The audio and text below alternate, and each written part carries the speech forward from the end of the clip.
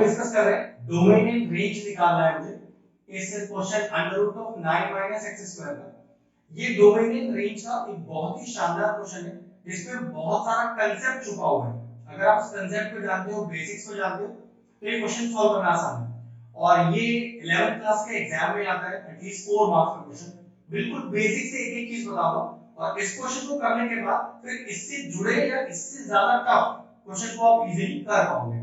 अब सबसे पहले जानते हैं कि डोमेन और रेंज होता क्या है। सबसे पहले डोमेन जानते हैं क्योंकि वही आपको सबसे पहले निकालना सिखा रहे हैं। तो मैंने क्या किया, अपने क्वेश्चन को किसी टर्म से डिनोट किया, जैसे fx या y भी ले सकते हैं, ठीक है। ध्यान रखिएगा fx ऐसे y लिखकर भी आप क्वेश्चन को डिनोट कर सकते हैं। तो जो मुझे क्वेश्चन दिया मैंने उसे मैंने fx से डिनोट किया या y से, ये एक ही बात होता है, ध्यान रखिएगा, ठीक।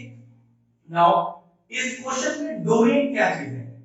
डोमेन का मतलब होता है कि मैं यहां क्वेश्चन में x की ऐसी कौन कौन सी वैल्यू डाल सकता हूं। जी हां, सारी वैल्यू बतानी पड़ेगी कौन कौन सी, कि यहां पर मैं क्वेश्चन में x की ऐसी कौन कौन सी वैल्यूज डाल सकता हूं कि मेरा fx वैलिड रहे। ठीक है, वैलिड रहे, बताता हूं क्या है। मान लो मैंने आपसे कहा कि x की जगह ना 4 डाल दो। जरा ध्यान से देखो, ये वैलिड का मतलब समझ आ जाएगा आपको। x की जगह 4 डाल दो, तो अगर मैं x की जगह 4 डालता हूं तो देखिए कितना आएगा, 9 माइनस 4 का स्क्वायर 16 और रूट के अंदर कितना आ गया, रूट के अंदर -7 आ गया। अब ये तो हम जानते हैं कि रूट के अंदर नेगेटिव साइन एक नॉन रियल क्वांटिटी है। इसका मतलब आप इस क्वेश्चन में x की जगह 4 नहीं डाल पा रहे हो क्योंकि y या फिर fx आपका वैलिड वैल्यू नहीं आ रही है। वैलिड का मतलब रियल वैल्यू। क्लियर हो गया? डोमेन का मतलब होता है x की यहां पर ऐसी कौन कौन सी वैल्यू पुट करो कि y आपका हमेशा रियल रहे, y कभी भी इनवैलिड या नॉन रियल ना हो जाए। क्लियर हो गया? डोमेन का मतलब क्या होता है, ऐसी x की वैल्यू मैं पुट करूं क्वेश्चन में कि y हमेशा एक रियल क्वांटिटी है, एक नॉन रियल आंसर ना आ जाए। नॉन रियल का मतलब होता है अंडर रूट के अंदर नेगेटिव क्वांटिटी नहीं आनी चाहिए, उसी को नॉन रियल बोलते हैं हम, ठीक। तो फिर किस तरह से क्वेश्चन को स्टार्ट करें, मुझे कैसे पता चलेगा कि यहाँ कौन सी वैल्यू पुट करनी है?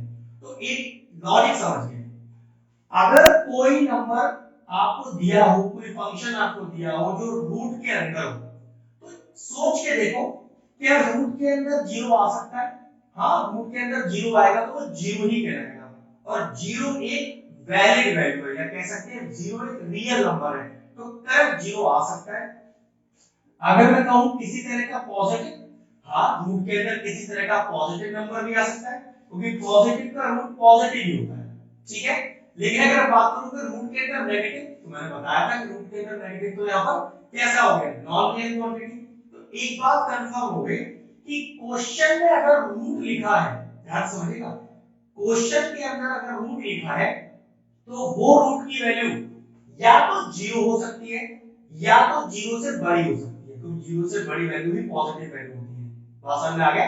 तो कह सकते हैं कि ये जो क्वेश्चन मुझे दिया है उसमें डोमेन एक ही तरीके से निकल सकता है। कब? जब ये पूरी क्वांटिटी या तो जीरो ही हो जाए या जीरो से बड़ी हो जाए। तो लिखने का तरीका होता है फॉर डोमेन, मतलब मुझे अगर डोमेन निकालना है तो ये जो मेरा fx है या तो ये जीरो के बराबर होगा या तो जीरो से बड़ा होगा, तभी मेरा डोमेन निकलेगा, क्योंकि जीरो से छोटा तो हो नहीं सकता वरना नेगेटिव आ जाएगा वैल्यू।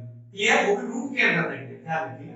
तो चलिए, मैंने अपने क्वेश्चन को greater than equal to zero रख दिया। अब सबसे पहले इसका रूट हटाइए, स्क्वायरिंग ऑन बोथ साइड्स करते हैं। तो चलिए स्क्वायरिंग कर देते हैं। ये देखिए मैंने स्क्वायरिंग कर दिया। अब इस प्लस साइन को उधर लेके जाइए, तो ये कितना हो गया चेक करिए, -9 हो गया। वैसे दोनों साइड माइनस आ गया तो ये तो कंफर्म है कि माइनस तो हटेगा, लेकिन इनइक्वालिटीज का नियम होता है कि अगर x वाली साइड से माइनस हटता है तो ये इनइक्वालिटी रिवर्स हो जाता है। अगर लेस देन है तो ग्रेटर देन हो जाएगा, ग्रेटर देन है तो लेस देन हो जाएगा। तो देखिए क्या हो गया, x square less than equal to 9। Minus दोनों साइड से हटा, लेकिन अगर x से हटा तो फिर इनइक्वालिटी को रिवर्स होना है। चलिए यहां से स्क्वायर हटाइए, तो ये हो गया अंडर रूट ऑफ 9। और अंडर रूट ऑफ 9 को क्या लिख सकते हैं, हम लिख सकते हैं x छोटा है या बराबर है प्लस माइनस 3 के। अब इसको अगर मैं डायरेक्टली लिख के दिखाऊं तो ऐसे लिखते हैं, x बड़ा है और बराबर है माइनस 3 के, छोटा है और बराबर है 3 के। इसको लिखने का यही पैटर्न होता है। एक तरह से x का डोमेन आ गया, मतलब x की वो क्वांटिटीज आ गई जिससे आपका fx कभी भी नॉन रियल वैल्यू नहीं देगा। करके देख लो, -3 से लेकर 3 तक के बीच की कोई भी वैल्यू डाल लो आप यहाँ पर, कभी भी आपके पास आंसर नॉन रियल नहीं आएगा, मतलब आपका जो रूट के अंदर नेगेटिव साइन नहीं आएगा। इसके अलावा अगर आपने और कोई डाली, इसको छोड़कर अगर कोई और वैल्यू डाली तो याद रखिएगा नॉन रियल ही आएगा। एक तरह से डोमेन आ गया, मतलब x की बहुत सारी वैल्यूज आ गई, इसको ऐसे ही लिखा जाता है, ध्यान रखिएगा। आगे डोमेन। अब बारी है रेंज की। रेंज क्या होता है, आपने क्या किया, डोमेन डाल दिया, सारे डोमेन डाल दिए, सारे डोमेन डालने पर fx कैसा आ रहा है, y कैसा आ रहा है, y की वैल्यू को रेंज बोलते हैं। फिर समझिए, जब आपने अपनी x की वो वैलिड वाली वैल्यूज पुट कर दी और सारी पुट करी, तो सारी x की वैल्यू पुट करने पर ये जो fx है, ये जो y आपने लेट किया था, ये कितना आया सारी वैल्यूज पर, उसी को रेंज बोलते हैं। तो इसको निकालने का प्रॉपर लिखने का तरीका क्या है वो देखते हैं। अगर आपको रेंज निकालना है तो तरीका तो मैंने आपको बता दिया, लॉजिक तो मैंने आपको बता दिया कि रेंज बोलते किसको है, लेकिन इसको निकालने का तरीका क्या है। सबसे पहले इस क्वेश्चन को जो आपने लेट लिया था उसको वापस लिखिए इस तरह से, स्क्वायरिंग ऑन बोथ साइड्स करके x की वैल्यू निकालिए। जैसे यहाँ पर आपके पास y की वैल्यू थी तो आपने x का डोमेन निकाल दिया, इसी तरह से अब आप x की वैल्यू निकालिए y के टर्म्स में और y का रेंज निकालिए, मतलब y कहां से कहां तक लाई करेगा जब आपने अपना वैलिड x पुट किया है। ठीक, देखिए स्क्वायरिंग ऑन बोथ साइड्स कीजिए, ध्यान से देखिए। अब x को एक तरफ कर लीजिए, y को एक तरफ कर लीजिए और यहां से x का वैल्यू निकाल लीजिए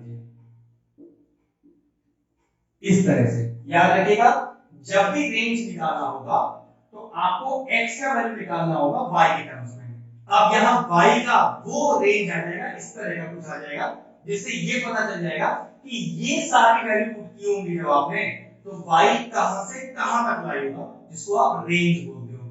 डोमेन x की वैल्यूज को बोलते हैं, रेंज y की वैल्यूज को बोलते हैं जब x पुट कर दिया जाता है। ठीक है, चलिए नियम तो यहाँ पर वही रखना है, रूट के अंदर की वैल्यूज या तो 0 हो सकती है या तो 0 से बड़ी हो सकती है। तो कैसे लिखूं, फॉर रेंज क्या होगा, ये जो x है मतलब ये जो पार्ट है पूरा या तो 0 के बराबर होगा या फिर 0 से बड़ा होगा। ध्यान रखिएगा, ये 0 से बराबर 0 से बड़ा हम इसलिए लिख रहे हैं क्योंकि हमारे पास वैल्यू रूट के अंदर है।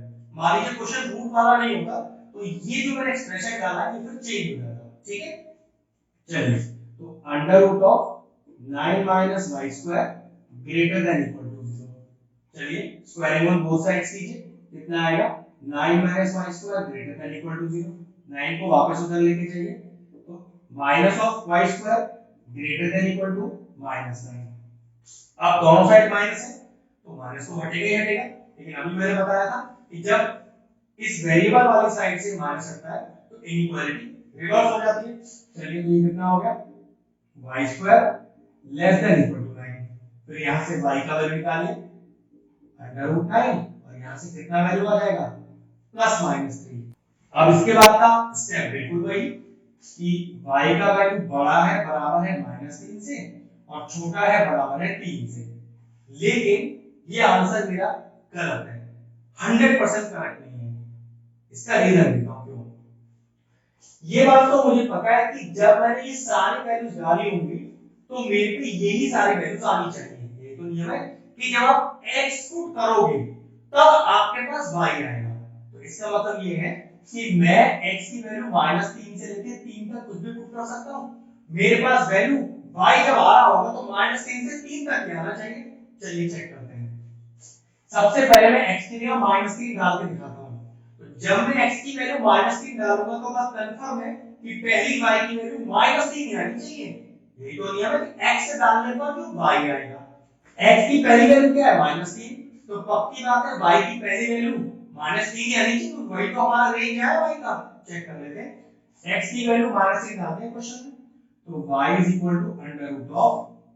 (9 - x की जगह -3 डालिए, कितना आएगा चेक करिए, 9 -3 का स्क्वायर इज 9, 9 - 9 इज 0, तो y का वैल्यू कितना आ गया। तो क्वेश्चन तो ये कह रहा है कि जब आपने अपनी x की वैल्यू -3 डाली, उससे y पहला क्या आया, 0 आया, जबकि मेरे क्वेश्चन को सॉल्व करके y का वैल्यू तो -3 आया था। इसका मतलब ये हुआ, अगर मैं नंबर लाइन को प्लॉट करूं तो चेक करो, ये 0 -1 -2 -3 1 2 3, जवाब तो ये है कि -3 डालने पर पहली वैल्यू 0 आ रही है, ये वाली, और जबकि सॉल्व करने पर y की पहली वैल्यू क्या आई है, -3।